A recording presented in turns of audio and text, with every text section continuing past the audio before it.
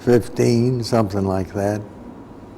I just knew I liked the lighting on the old stills. It was fascinating. Oh, well, if you're talking about something like Orson Welles and Joseph von Sternberg and things like that.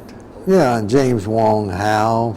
Well, the processing, I usually ignored all the rules. I would overexpose and underdevelop. I don't know what that did, but whatever it was good. It didn't go by how many minutes, and everybody else was going by the exact rules.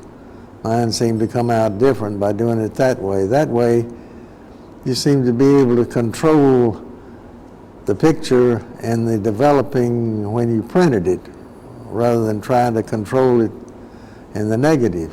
Yes, I guess I really like the black and white. I love the black and white, and I don't like the color. I don't know why. Maybe it's because you can't control it like you can in black and white. Also, it seems like with color, at least at the start, you had to have flash in order to get enough light to get an exposure. Where with the old black and white, you could use the incandescent and control it just exactly like you wanted it. I always thought taking it by flash was like taking it by lightning. 3 or 4 inky dinks would give you enough to take anything you want in a face. Faces and expressions always fascinated me.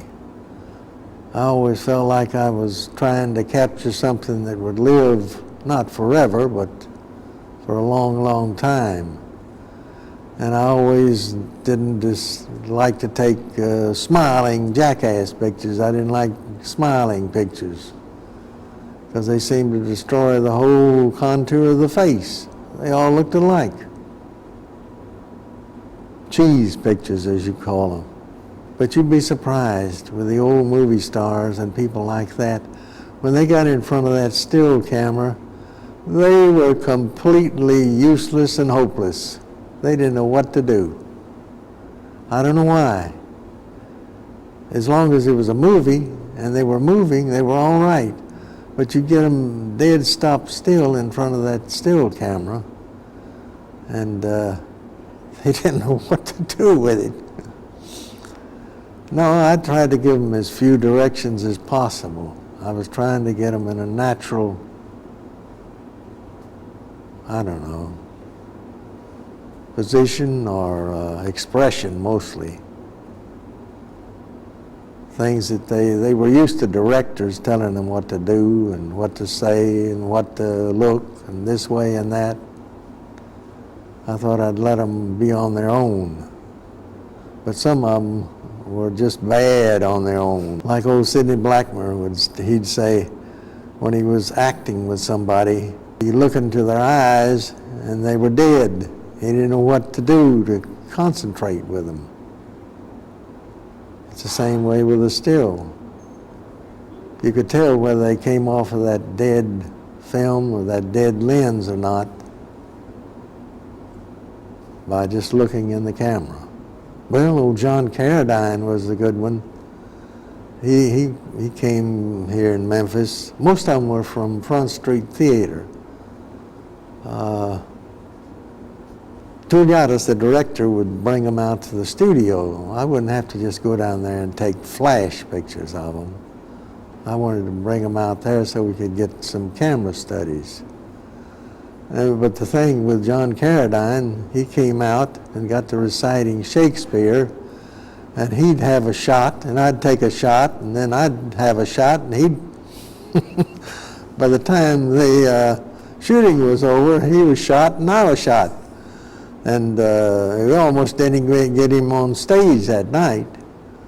I never will forget his reciting the, what is this, How Many Stages of Man? And the wife was really impressed with that. He got to reciting Shakespeare and you couldn't stop him. And I took him as Abraham Lincoln. And then when I showed him the proofs, he wouldn't let me retouch them, but he says, I didn't intend for you to add lines, I just wanted you to take it like it was. So he was a real interesting character. Oh, we had a lot of them. Eva Gabor, when she came out, the wife met her at the door, and she had all this group with her, and she told them they'd have to go, but she could stay, and that created a great furor.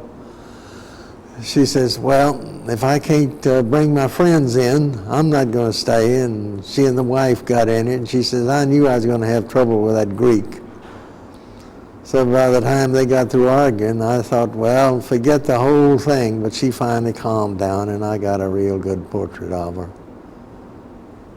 The wife would always go out and get the backgrounds and the chairs and everything for us to use with them.